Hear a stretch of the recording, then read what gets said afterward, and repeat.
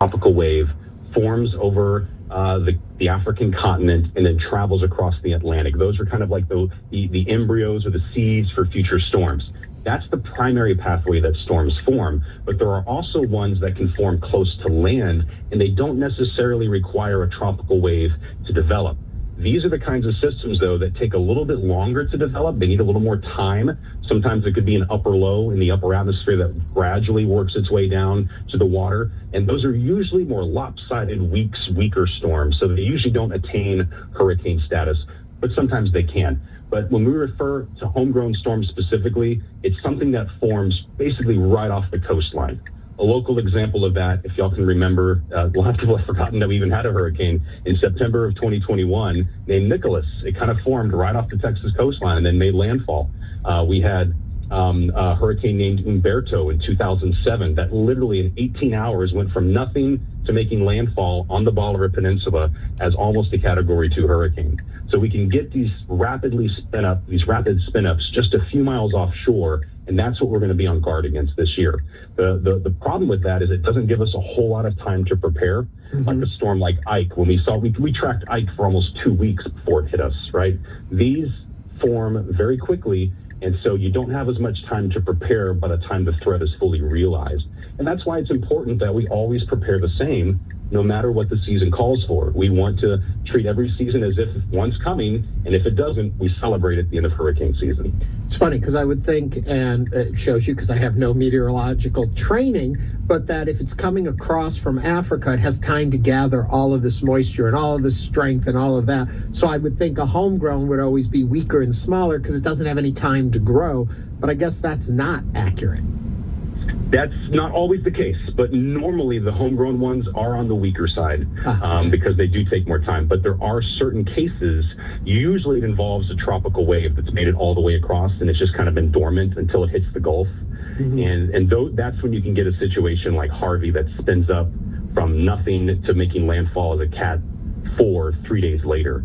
In fact, a little interesting tidbit of trivia is that every Cat 5 that has made landfall along the U.S. coastline was a tropical depression or storm 3 days before it made landfall. So the Gulf can just microwave these storms if it's built off of a tropical wave.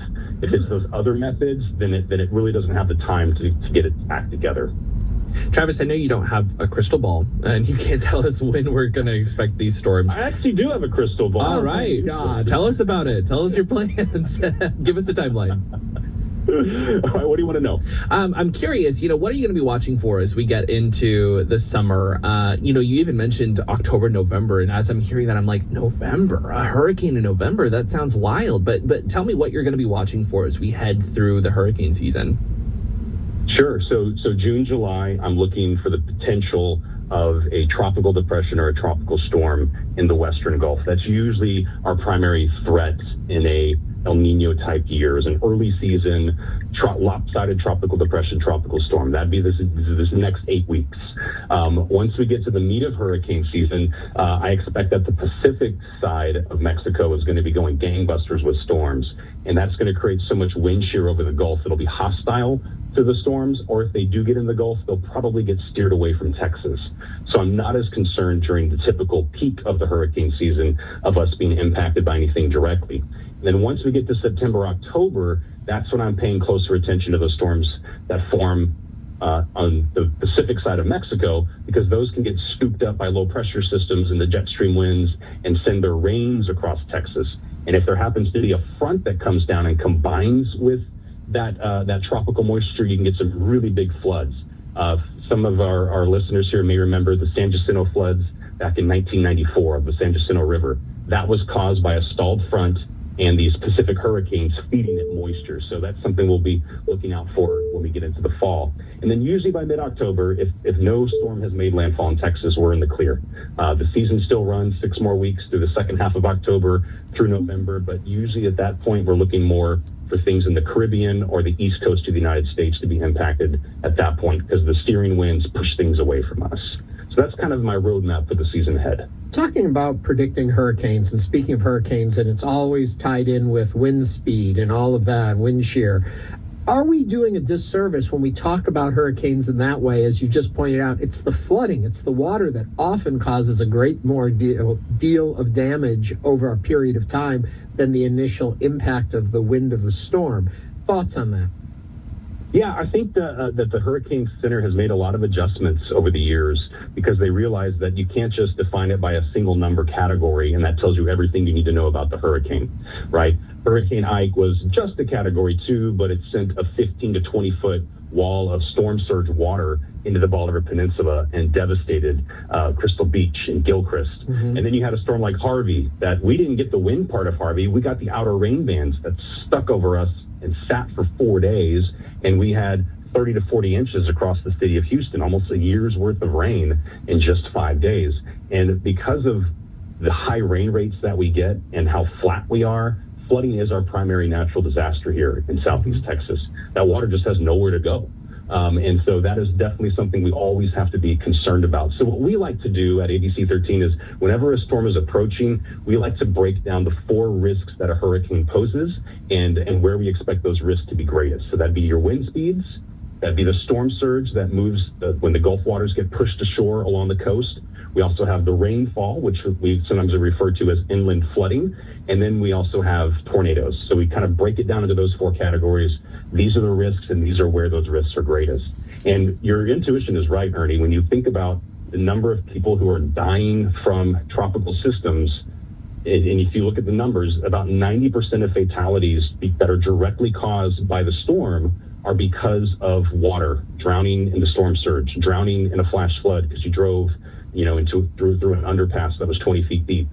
Only about 9% are directly from the winds, and then 1% would be from tornadoes. So a lot of us are afraid of the winds, but it's the water that's killing people. To throw a wet blanket over this whole conversation, then we say we may not get a lot of hurricanes this season or very strong ones. Could we get tropical storms that just sit over us and just flood? And so we could still see a very rough season in that regard as opposed to having hurricanes. That is certainly a possibility. We hope it doesn't happen, but yes, we could definitely see some flash flooding. And you've kind of noticed the past few months, things have gotten really wet around here. Mm-hmm. It's the pattern that's set up. The atmosphere is wanting to throw wet systems our way, whether it comes from a tropical storm or not. We're definitely going to be dealing with the potential for some flash flooding through much of June, and then I think again once we get into the fall. Really quickly, as I let you go, this weekend is Pride weekend. Give us a little forecast. What are we looking for already? Grand rising. Happy Monday morning. I'm running my errands right now. Getting my little errands done on this very, very, very warm Monday. The humidity right now is like 80% in southern Texas.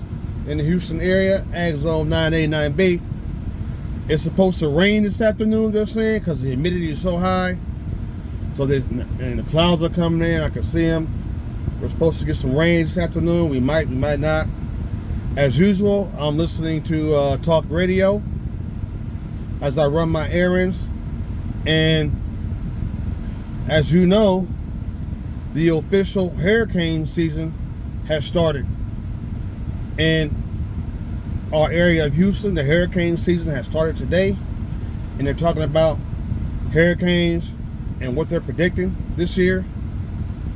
And the reality is, the weather folks, they can't predict anything, y'all, in the future. They can't. Our weather is too sporadic now due to warm, hot weather change. They can't predict anything in the future. They always will try, as you heard in talk radio, they'll try. So the thing is, we're in hurricane season now. Are you prepared for hurricane season? If you live in a southern state, a southern city and a southern state, Houston is very big. So if you live in the southern part of Houston, like I do, Houston is like 50 miles north of the Gulf. So Houston does get hurricanes. I was in a hurricane, Harvey. I experienced that horrible event. And we have had another hurricane that was a lot lighter than Harvey. And if the power goes out, are you ready to have off-grid power to power your home? Do you have your own off-grid systems? I learned on Harvey, and I have my own off-grid solar power generators with lithium batteries. So in case the power goes out, you know, I'll have my food to be cold. I'll have fans going. I can run everything in my house off grid with my solar power generators, mostly. The most important things I can run off grid. So we have to be prepared now. We got to be prepared now, because at the end of the day, I'm telling y'all, when these disasters hit, you can call 911 all you want to. They don't have the resources to come and help you. During a natural disaster, they can't come and save you. They tell you that. They tell you that. So you can call 911 all you want to. They can't come and get you, because in a natural disaster, you'll have millions of people who need help. They can't come and save you. They can't do it. So you have to save yourself. So I wanted to start with that this morning. It's hurricane season now. We got to be prepared. We go through this every year.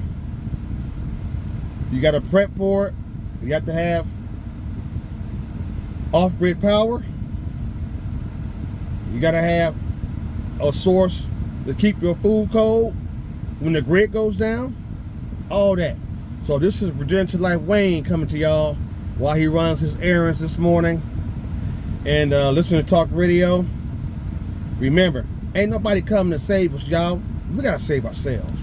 Y'all have a good Monday.